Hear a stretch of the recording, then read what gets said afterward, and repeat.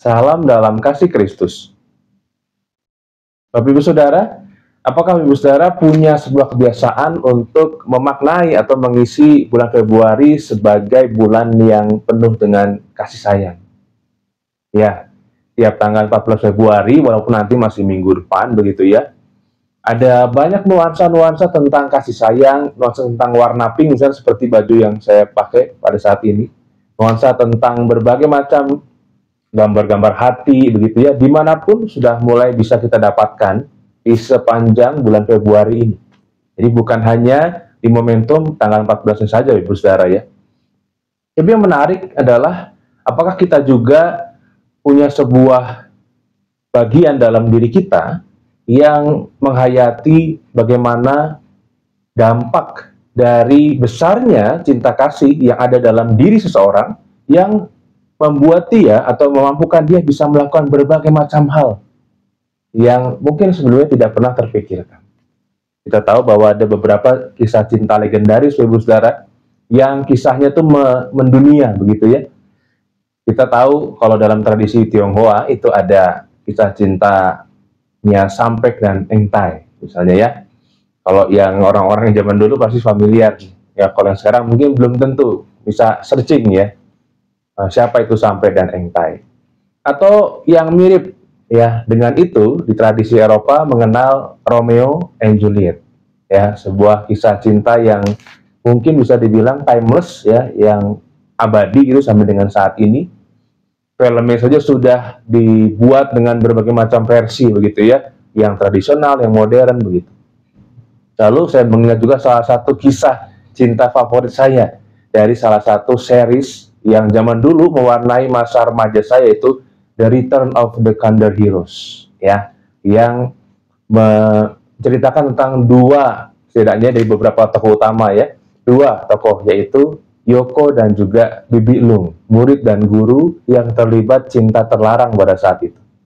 Ya, walaupun itu Ibu Saudara, kita mungkin juga bisa menyebutkan mungkin ada kisah-kisah lain yang mirip, atau kita juga mungkin merasa wah saya juga mengalami nih kisah-kisah yang mirip dengan itu ya, cinta yang sebab ditolak atau tidak direstui dan lain sebagainya.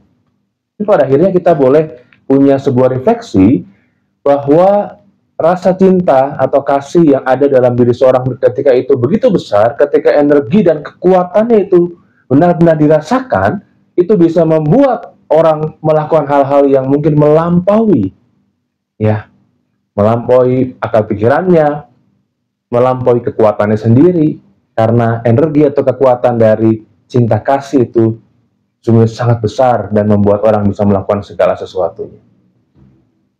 2 Korintus pasal 8, Ibu Saudara, ini satu sudut pandang yang menarik tentang bagaimana the power of love itu juga memiliki sebuah dampak yang besar untuk orang-orang atau jemaat Tuhan di Makedonia. 2 Korintus pasal 8, ayat 2, dan dilanjutkan dengan ayat yang ke-9. 2 Korintus pasal 8 ayat 2 dan ayat yang ke-9 yang mengatakan demikian. Selagi dicobai dengan berat dalam berbagai penderitaan, sukacita mereka meluap, dan meskipun mereka sangat miskin, mereka kaya dalam kemurahan. Ayat 9. Karena kamu telah mengenal anugerah Tuhan kita Yesus Kristus, bahwa sekalipun ia kaya, oleh karena kamu ia menjadi miskin, supaya kamu menjadi kaya oleh karena kemiskinannya. Ya, jemaat Tuhan di Makedonia menunjukkan bagaimana rasa cinta dan kasih mereka kepada Tuhan yang begitu besar, melampaui ketidakmampuan mereka yang mereka rasakan. Mereka mungkin dianggap tidak mampu dalam kesulitan, dalam penderitaan, tetapi karena mereka punya energi kasih yang begitu besar kepada Kristus, itu membuat mereka bisa melakukan segala sesuatu yang menurut orang pada saat itu, bagi Rasul Paulus juga, wah sangat amazing begitu ya, sangat di luar nalar Ibu Saudara, ya sampai belibet saya. Kisah cinta dari bagaimana orang-orang di Makedonia itu merasakan pertolongan Tuhan, merasakan kasih Tuhan, membuat mereka mampu melakukan segala sesuatu melampaui kemampuannya sendiri. Ketika ada banyak kisah tentang bagaimana orang dengan cinta kasih yang begitu besar membuat mereka bisa melakukan apa saja. Apakah teladan dari jemaat Makedonia ini juga turut menginspirasi kita? Bahwa Tuhan Yesus yang rela untuk menjadi miskin, ya, untuk tidak berdaya, untuk seperti tidak berarti apa-apa demi cintanya bagi manusia. Tidakkah itu menjadi satu alasan yang sangat besar untuk kita menyatakan kasih kita padanya? Mari kita berdoa. Ya Tuhan, kami tahu bahwa ada banyak hal yang belum kami lakukan untuk menunjukkan cinta kasih kami kepada Tuhan. Namun kami percaya bahwa kami akan terus berusaha belajar melakukannya. Biarlah kami boleh terus-menerus berusaha untuk bersedia melakukan apa saja karena Tuhan juga selama ini telah begitu mengasihi kami. Biarlah kehidupan kami dipenuhi dengan berbagai macam upaya kami memuliakan dan melayani Engkau dengan hidup kami. Inilah Tuhan doa kami, dalam Kristus kami berdoa. Amin. Sebuah pujian untuk kita renungkan bersama. Tuhan Yesus memberkati.